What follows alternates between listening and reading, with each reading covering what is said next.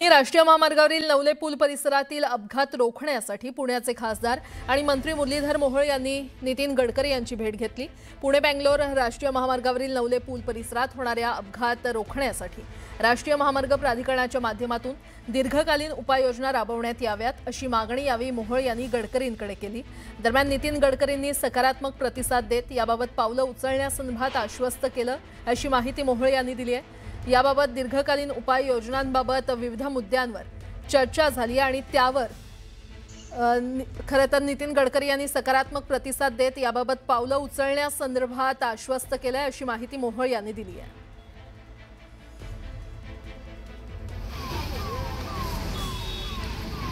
तर दीर्घकालीन इथे उपाययोजना राबवण्याची मागणी करण्यात आली आहे, त्यामुळे मुरलीधर मोहोळ यांनी गडकरी यांची भेट घेतलेली आहे। मुरलीधर मोहोळ यांनी या संदर्भातली माहिती दिली आहे।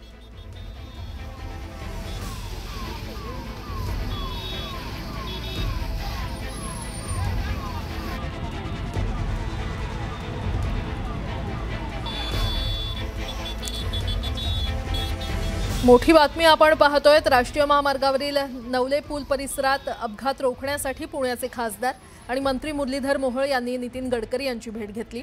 पुणे बेंगलोर राष्ट्रीय महामार्गावरील नवले पूल परिसरात होणारे अपघात रोखण्यासाठी राष्ट्रीय महामार्ग प्राधिकरणाच्या माध्यमातून दीर्घकालीन उपाययोजना राबवण्यात याव्यात अशी मागणी त्यांनी केली आहे। आता बातमी नाशिकमधून मोरेमळा परिसरात बिबट्याला जेरबंद करण्यात आलेला आहे। अप्पा शिंदे यांच्या मळ्यात गेल्या अनेक दिवसांपासून या बिबट्याचा वावर सुरू होता आणि वन विभागाकडून इथे पिंजरा लावण्यात आला होता। याच बिबट्याने यापूर्वी अनेक कुत्रे देखील फस्त केले होते। अखेर वन विभागाच्या पिंजऱ्यात हा बिबट्या जेरबंद झालेला आहे। मोरेमळा परिसरातील नागरिकांनी त्यामुळे सुटकेचा निश्वास सोडलाय।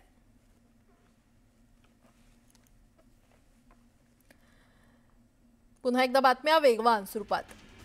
राज्यातील स्थानिक स्वराज्य संस्थांच्या सार्वत्रिक निवडणुकीसाठी आरक्षण निश्चित करताना राज्य सरकारने 159 ठिकाणी 50% आरक्षण मर्यादा ओलांडली आहे। यामुळे निर्माण झालेल्या वादावर सर्वोच्च न्यायालयामध्ये आता मंगळवारी सुनावणी होणार आहे। पुढील सुनावणीपर्यंत नव्याने कोणत्याही निवडणुकांची घोषणा करू नये अशी सूचना न्यायालयाने राज्य निवडणूक आयोगाला केली आहे। लोणावळ्यामध्ये राष्ट्रवादी काँग्रेसचे नगराध्यक्षपदाचे उमेदवार राजेंद्र सोनावणेंनी प्रचाराला जोरदार सुरुवात केली आहे। लोणावळ्यातील रखडलेली विकास कामे मार्गी लावण्याचं आश्वासन सोनावणे यांनी दिले। समाजवादी पक्षाने मुंबई महापालिकेची निवडणूक स्वबळावर 150 जागा लढवण्याचा निर्णय घेतलाय। प्रदेशाध्यक्ष आमदार अबू आसिम आझमी यांनी पत्रकार परिषदेत ही माहिती दिली।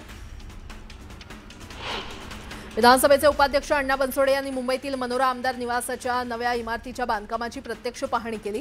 या पाहणी दरम्यान 2028 पर्यंत आमदार निवासाचे बांधकाम पूर्ण करण्याचे निर्देश अण्णा बनसोडे यांनी सार्वजनिक बांधकाम विभागाच्या अधिकाऱ्यांना दिले। जळगाव महापालिकेमध्ये दूरदृष्टी आणि प्रशासकीय क्षमता असणाऱ्यांना संधी द्या असं आवाहन माजी मंत्री सुरेश जैन यांनी केलंय। मी राजकारणातून निवृत्ती घेतली आहे, पण कार्यकर्त्यांना मार्गदर्शन करत राहणार असं देखील जैन यांनी म्हटलं।